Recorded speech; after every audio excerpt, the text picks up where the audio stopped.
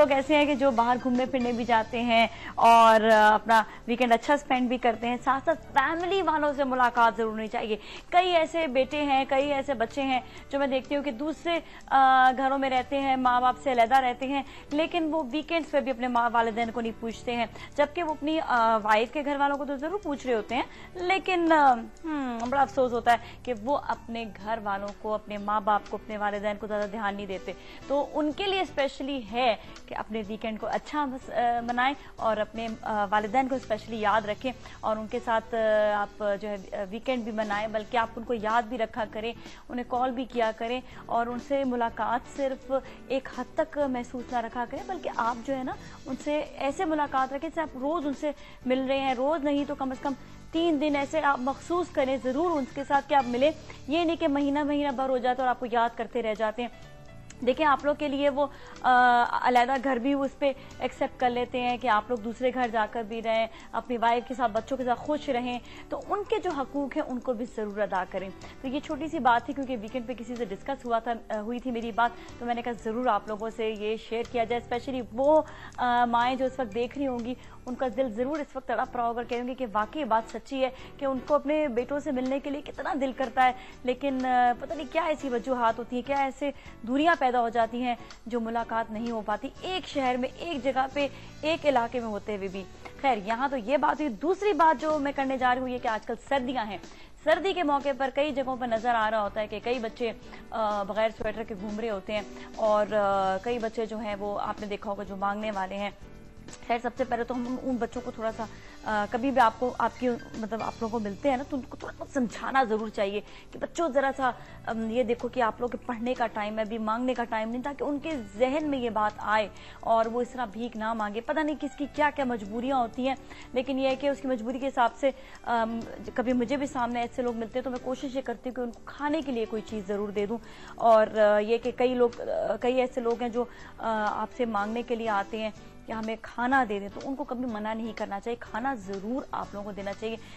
یہی بات ہے، اگر ہم دیکھیں تو کس کی کیا مجبوری ہے ہمیں پتہ نہیں چلتا. خیر جو بات میں سردیوں کی کر رہی تھی کہ کبھی کسی کی مدد کرنی ہو تو خیر مدد آپ ضرور کریں. گرم کپڑوں کے لیے ضرور مدد کریں، کمبل ہوتے ہیں، بلینکٹس ہوتے ہیں، ان کے لیے مدد کریں. اور کئی ایسی فیملیز ہیں جن کو مجھے حیرت تھی کہ پتہ بھی نہیں تھا. میری ایک ماسی ہیں، ان کو جو ساتھ کام کرتی ہیں، وہ مجھے اس بات کا اندازہ بھی نہیں تھا کہ ان کو نہیں معلوم تھا کہ کوئی لنڈا بازار بھی ہوتا ہے یا کوئی سنڈے مارکیٹ ہوتی ہے جہاں پہ سیکنڈ ہینڈ چیزیں مل جاتی ہیں. تو میں نے وہ کہتی ہے میں خرید نہیں سکتی، ایسی بات ہوتی ہے، ایسی مجبوری ہوتی ہے. تو میں نے کہا بھائی بہن اگر نہیں ہو سکتا افورڈ تو انسان جا کر وہاں سے لے آئے. میں نے کئی ایسی بڑی فیملیز دیکھی ہیں جن کو اللہ نے سب کچھ دیا ہے، ان کو کسی چیز کی کمی نہیں ہوتی، لیکن پھر بھی وہ سیکنڈ ہینڈ چیز جا کر اٹھا لیتے ہیں. تو اس میں کسی کو بھی شرم محسوس نہیں کرنی چاہیے. اگر کوئی افورڈ نہیں کر سکتا ہے تو اس کو ضرور خریدے جا کر، کوئی اس میں شرمناک بات نہیں ہوتی ہے. اور کیونکہ نہ ہونے سے بہتر ہے کہ کوئی چیز آپ کو اویلیبلٹی ہو رہی ہے، کسی چیز کی اویلیبلٹی ہے تو اسے ضرور لے لیں. بس یہ کہ اس کی صفائی کرا لیں، اس کو جو ہے دھو کر استعمال کریں چیز کو. اس میں تھوڑا سا یہ کہ کچھ ایسی اینٹی سیپٹکس وغیرہ ملتے ہیں جس سے آپ جو ہے اس کو اس میں ڈال کر اسے دھو کے آپ استعمال کر سکتے. تو ایٹ لیسٹ اس بات کا آپ لوگ ضرور خیال رکھیں. اور اگر آج کسی نے سنا ہے اور کوئی افورڈ نہیں کر سکتا موٹی وولن کی چیزوں کو، سویٹرز کو، کمبلوں کو، تو ان کو یہ بات آپ ضرور پہنچائیں جو اس وقت دیکھ رہے ہیں. کیونکہ کل میں نے کسی کو بتایا تو آج آپ کسی کو بتائیں، تو اسی طرح ہی آپ کی جو ہے آگے چیزیں چل سکتی. مجھے پتا ہے بریک کا ٹائم. خوش آمدید. سلام پاکستان میں ناظرین. ابھی جو سبجیکٹ ہم لے کر آئے ہیں وہ ہے نرم مزاجی، اور اسی حوالے سے ہم بات کریں گے. ہمارے ساتھ ریلیجس اسکالر روبی باجی موجود ہیں. السلام علیکم، کیسے ہیں آپ؟ ٹھیک ٹھاک ہیں؟ خیریت سے؟ جی ناظرین، اس سے پہلے کہ ہم اپنا یہ ٹاپک شروع کریں، میں وہی سن رہی تھی کہ آپ کی بات آپ اس حوالے سے کریں کہ بچے جو ہوتے ہیں اسٹریٹس کے اوپر گھومتے رہتے ہیں، بالکل. جی کیا جائے.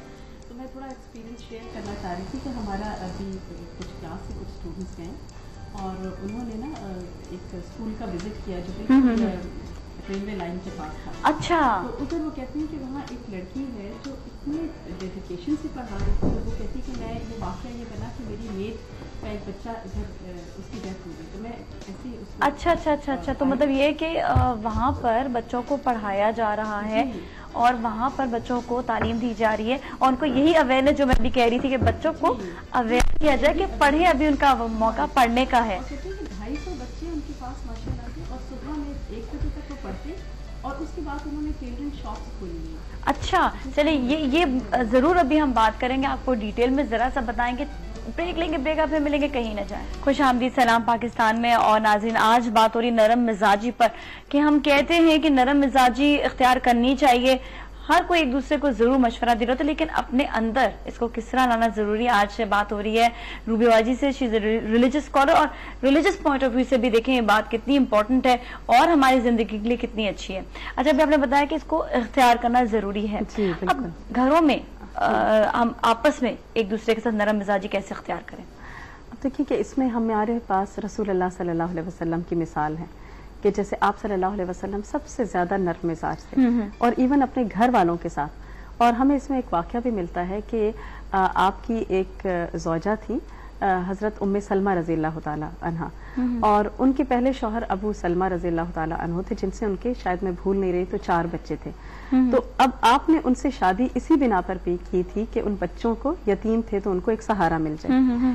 तो उसमें उनका एक बच्चा आपके साथ एक मरतबा खाना खा रहा था। तो वो बच्चों की जैसे आदत होती है कि इधर से उधर से, तो आपने बहुत प्यार से कहा कि ऐ मेरे छोटे बच्चे, मेरे करीब आ जाओ, बिस्मिल्लाह पढ़ के खाओ, दाएं हाथ से खाओ और अपने आगे से खाओ। अब आप देखिए कि किस कदर एक खूबसूरत अंदाज हमें नजर आता है कि मोहब्बत के साथ आप बता रहे हैं। और इसी तरह कुरान पाक में भी सूरह आले इमरान आयत नंबर 159 में अल्लाह ताला फरमाते हैं, और मैथमेटिक्स जो है वो, उसमें जो है वो हमारे मुस्लिम ही थे एक साइंटिस्ट जिन्होंने इसको इन्वेंट किया था। और बहुत सी चीजें हमें मिलती हैं। तो फायदा असल में हमारा दीन क्या सिखाता है कि हमें दुनिया का इल्म हासिल करना है ताकि हमारा होराइजन वास्ट हो, हमारी अंडरस्टैंडिंग अच्छी हो, और फिर उसके साथ हम दीन का इल्म भी लें। क्योंकि जिन लोगों की नॉलेज अच्छी होती है दुनिया के एतबार से, वो कुरान को भी बहुत अच्छी तरह से अंडरस्टैंड कर सकते हैं। लेकिन जिनका वो मेंटल लेवल उस तरह से नहीं होता, इतनी एजुकेशन, तो वो शायद उस तरह से ना समझ पाए ना कुरान को। तो इसीलिए कुरान, दीन और दुनिया का इल्म दोनों साथ साथ होंगे, तब मुसलमान जो है कामयाब हो सकते हैं। एग्जैक्टली। अच्छा, तो ये जो है ये हवाले से अगर देखा जाए तो दोनों को अपनाना जरूरी है। और कहते हैं ना कि दीन को आप अपनी पर्सनैलिटी में आप शामिल के साथ भी नरम मिजाजी की बात कर रहे हैं। जब हमने लास्ट वीक ऑर्गेनाइज होने की बात की थी, उससे पहले भी हमने कई सब्जेक्ट लेकर आए जो दीन के सब्जेक्ट हैं, लेकिन दुनिया में कितनी आराम से शामिल कर सकते हैं अपनी पर्सनैलिटी में शामिल करने के बाद। अच्छा, ब्रेक में एक और सवाल भी आया था ऑर्गेनाइज करने का। उन्होंने कहा कि हमें आप बताएं कि किस तरह से ऑर्गेनाइज किया जाएगा बजट को। जी, देखिए जैसे लास्ट वीक हमारी माई टाइम मैनेजमेंट के ऊपर बात थी, और उसमें